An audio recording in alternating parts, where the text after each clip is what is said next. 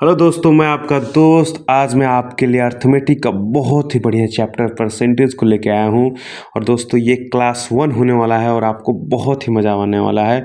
आप दोस्तों सीखने वाले हो कि आखिर परसेंटेज होता क्या है और कैसे हम इसको अप्लाई कर सकते हैं। चलिए यहाँ पे देखिए परसेंटेज, यहाँ पे मैं बात करने वाला हूँ क्लास 1। ठीक है, यहाँ पे लिख देता हूँ मैं परसेंटेज, यहाँ पे लिख देता हूँ क्लास 1 लिख देता हूँ। ठीक है, इस तरह से मैंने ऐसे लिख दिया।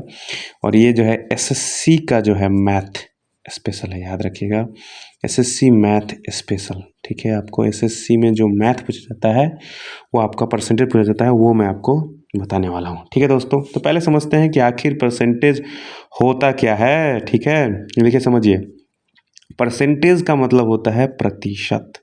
क्या होता है? परसेंटेज का मतलब होता है प्रतिशत। ठीक है, अब प्रतिशत का मतलब क्या होता है? प्रतिशत का मतलब ये होता है, शत का मतलब होता है 100 और प्रति मतलब 1, मतलब 100 में 1। ठीक है, इसको बोलते हैं प्रतिशत। क्या बोलते हैं? 100 में 1 को हम बोलते हैं प्रतिशत। अभी भी आपको समझ में नहीं आया होगा कि आखिर क्या होता है। देखिए दोस्तों, 100 में 1 जो होता है उसको बोलते हैं हम प्रतिशत। ठीक है, चलिए समझिएगा। आप समझिए, कैसे समझाता हूँ देखिएगा। जैसे मान लीजिए हमारे सामने है, जैसे x% आ गया। ठीक है, इसका मतलब क्या हो गया? 100 में x। अगर मान लीजिए हमारे सामने z% आ गया, इसका मतलब क्या हो गया? 100 में z। अगर हमारे सामने y% आ गया, इसका मतलब क्या हो गया? 100 में y। ठीक है, अगर मान लीजिए हमारा यहाँ पे जो है a% आ गया, इसका मतलब क्या हो गया? 100 में a। अगर मान लीजिए हमारा जो है यहाँ पे b% आ गया, इसका मतलब क्या हो गया? 100 में b। अगर हमारा जो है c% आ गया, इसका मतलब क्या हो गया? 100 में c। ठीक है, हो गया कि नहीं हो गया? अगर इसी तरह से हम नंबर कुछ ले लिया, ठीक है, नंबर यहाँ पे हम ले लेते हैं, जैसे मान लीजिए 5% ले लिया, इसका मतलब क्या हो जाएगा? 5/100, मतलब 100 में 5।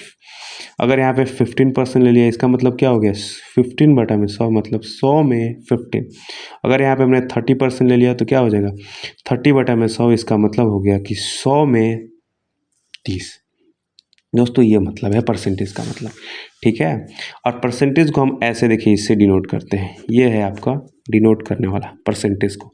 ठीक है दोस्तों, चलिए दोस्तों, ये आपको समझ में आया होगा कि आखिर परसेंटेज का मतलब क्या होता है। ठीक है, परसेंटेज का मतलब है कि 100 में क्या आप चाहते हो वही आपका है। ठीक है, 100 में 1। ठीक है, इसी तरह से हमने x% देखा तो 100 में x हो गया, z% देखा तो 100 में z हो गया, y% देखा तो 100 में y हो गया, a% देखा तो 100 में a हो गया, b% देखा तो 100 में b हो गया, और c% देखा तो 100 में c हो गया। दोस्तों ये तो हमने समझा कि आखिर परसेंटेज क्या है। अब समझने वाले हैं कि आखिर हम परसेंटेज को फ्रैक्शन में कैसे कन्वर्ट कर सकते हैं। चलिए ये समझते हैं। अगर हमारा परसेंटेज को, ठीक है, हमारा टॉपिक है यहाँ पे, मैं लिखता हूँ, अगर परसेंटेज को फ्रैक्शन में कन्वर्ट करना है, परसेंटेज इनटू फ्रैक्शन, ठीक है, अगर कन्वर्ट करना है तो कैसे कन्वर्ट होगा, है कि नहीं है? परसेंटेज को फ्रैक्शन कर कैसे होगा? जैसे मान लीजिए हमारे सामने 50% दे दिया भाई, अब इसको कहिए कि फ्रैक्शन में कन्वर्ट करिए। जैसे मान लीजिए हमारा 25% है, इसको कन्वर्ट करिए। 20% है, इसको कन्वर्ट करिए। ठीक है, और इधर हम ले लेते हैं, जैसे मान लीजिए 30% है, इसको कन्वर्ट करिए। 45% है, इसको कन्वर्ट करिए। 75% है, इसको कुछ भी दे सकता है। ठीक है, तो क्या करना है, देखिए 50% है, सबसे पहले 50 लिखिए। ठीक है, अब इसका मतलब क्या होता है? 100, तो नीचे 100 आ गया आपका। ये 25 लिख लीजिए, फिर नीचे आपका 100 आ गया। ठीक है, इसको 20 ले लिया, फिर हमारा नीचे 100 आ गया। फिर यहाँ पे हमने 30 ले लिया, ये देखिए नीचे हमारा 100 आ गया। फिर यहाँ पे 45 ले लिया, यहाँ पे 100 आ गया, और 75 लिया, यहाँ पे 100 आ गया। ठीक है, अब इसको काटना है तो देखिए यहाँ से काट लिया, 1/2 आ गया, यहाँ पे काटा तो 1/4 आ गया, यहाँ पे काटा तो 1/5 आ गया, यहाँ पे काटा तो 3/10 आ गया, यहाँ पे काटा तो यहाँ देखिए आपका 9×5 = 45, 20×25 100, 9/20 आ गया, यहाँ पे काटा तो यहाँ पे 25 के 25 चौके 100, 3/4 आ गया। दोस्तों तो इस तरह से कोई भी परसेंटेज हमको दिया जाए, कोई भी परसेंटेज दिया जाए, उसको बहुत ही आसानी से हम उसको फ्रैक्शन में कन्वर्ट कर सकते हैं। ठीक है, कैसे कन्वर्ट कर सकते हैं, आई होप आपको समझ में आया हो। अब समझते हैं कि अगर फ्रैक्शन दे दिया, ठीक है, अगर फ्रैक्शन को परसेंटेज में कन्वर्ट करना है तो आखिर कैसे होगा? फ्रैक्शन को परसेंटेज में कन्वर्ट करना है तो कैसे होगा, है कि नहीं है? अगर फ्रैक्शन को परसेंटेज में कन्वर्ट करना है तो कैसे होगा? जैसे मान लीजिए 1/2 दे दिया, इसको कहीं के परसेंटेज में कन्वर्ट करिए। 3/4 दे दिया, इसको कन्वर्ट करिए। जैसे मान लीजिए 2/3 दे दिया, इसको कन्वर्ट करिए, ठीक है। और मान लीजिए दे दिया यहाँ पे 4/3 दे दिया, इसको कन्वर्ट करिए। आपका जो है 1/5 दे दिया, इसको कन्वर्ट करिए। जो 1/8 दे दिया, इसको कन्वर्ट करिए। तो आखिर हम इसको परसेंटेज में कैसे कन्वर्ट करेंगे?